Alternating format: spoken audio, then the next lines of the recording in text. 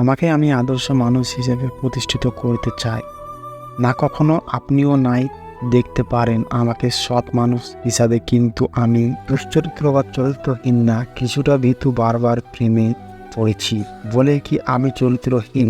আমি কিন্তু কারো সাথে বিশ্বাসঘাতকতা করিনি। সুস্মিতার বিশ্বাস আমি ভঙ্গ করতে চাইনি। রিয়ার সাথে যা ঘটেছে ওটা ছিল একটা দুর্ঘটনা মাত্র, তাই সুস্মিতাকে সবকিছু বলে নিজেকে অপরাধবোধ থেকে মুক্ত হলাম। কিন্তু জানি না আজকের পর আমাদের সম্পর্ক কোথায় নিয়ে দাঁড়াবে। তবে সুজন বাবুর তো কোনো অপরাধ ছিল না, তাই তার মৃত্যুর জন্য যে দায়ী সে শান্তি পাক, আমি সেটা চাইছি যতই আমার কাছের মানুষ হোক। আমি নিজেকে অপরাধী ভাবি, তাই থানায় বসে আছি সুস্মিতার অপেক্ষায়। প্রথম এই বাক্যগুচ্ছ পরে আমার গল্পটার মাথা মুন্ডু আপনারা কিছুই বুঝতে পারলেন না, তাই তো আসলে আমিও ভীষণভাবে ঘেটে আছি। শোটা আমিও কিভাবে করব ভেবে পারছি না। আমার জীবনে 3টে প্রেম এসেছে, কিন্তু ভালোবাসা কোনোটা সেটা আজও বুঝতে পারিনি।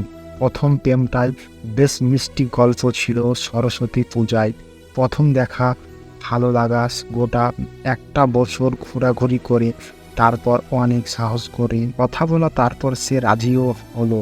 কয়েকটি দিন দেখা হলো, হঠাৎ আবিষ্কার করলাম ও আমার স্কুলের প্রধান শিক্ষকের মেয়ে। অমনি পিছু হলাম, কারণ ওই সম্পর্ক কোনোদিন কেউ মানবে না।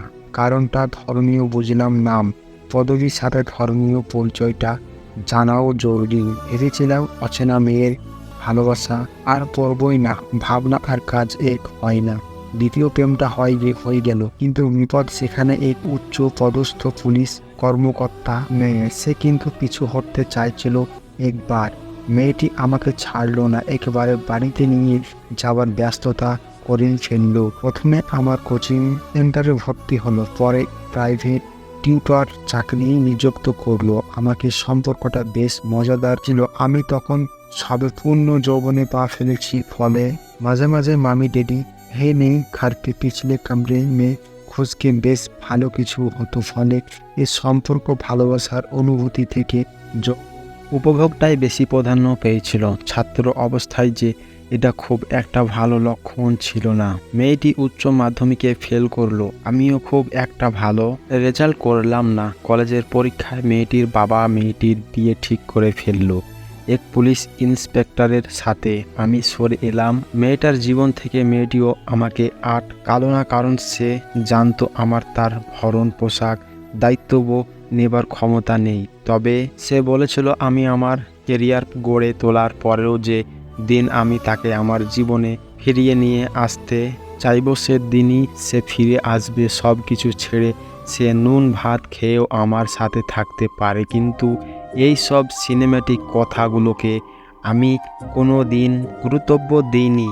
তাই জীবন চলল জীবনের গতিতে। একটি সংবাদপত্রের অফিসে সহ সম্পাদক হিসাবে চাকরি পেলাম। মাস্টার ডিগ্রি হয়ে গেছে, মোটামুটিভাবে সাংবাদিক এবং নতুন লেখক হিসাবে একটা পরিচিত হয়ে গেছে। ওই পড়ার মোটামুটিভাবে চাকরি পেতে অসুবিধা নেই, আর কেরিয়ার নিশ্চিত। এখন যে কোনো মেয়ের ভাত কাপড়ের দায়িত্ব নিতে পারবো, তাই প্রেম একটা করব ভাবছিলাম। সুস্মিতা যোগ দিল আমাদের পত্রিকাতে। আমাদের ছোট্ট প্রকাশনা সংস্থা, ফলে খাওয়া দাওয়া আড্ডা সব একসাথে। মনে মনে যে সুস্মিতা আমাকে পছন্দ করত সেটা আমি বুঝতে পেরেছিলাম। আরও স্পষ্ট হলাম যখন ওর জন্মদিনে ওর প্রিয় রং হলুদ ছেঁড়া আমার পছন্দের রঙের গোলাপি রঙের চুড়িদার পরে এলো। আমিও ওকে কফি খাওয়াতে একটা রেস্টুরেন্টে নিয়ে গেলাম। জিজ্ঞাসা করলাম ও সিঙ্গেল কিনা। ও বলল সে একজনকে পছন্দ করে। ছেলেটাও হয়তো ওকে পছন্দ করে, কিন্তু ছেলেটা ভীতু খুব, তাই ভয়ে ছেলেটা ওকে কথাটা বলতে পারে না। তাই সম্পর্কটা ঠিক এগোচ্ছে না।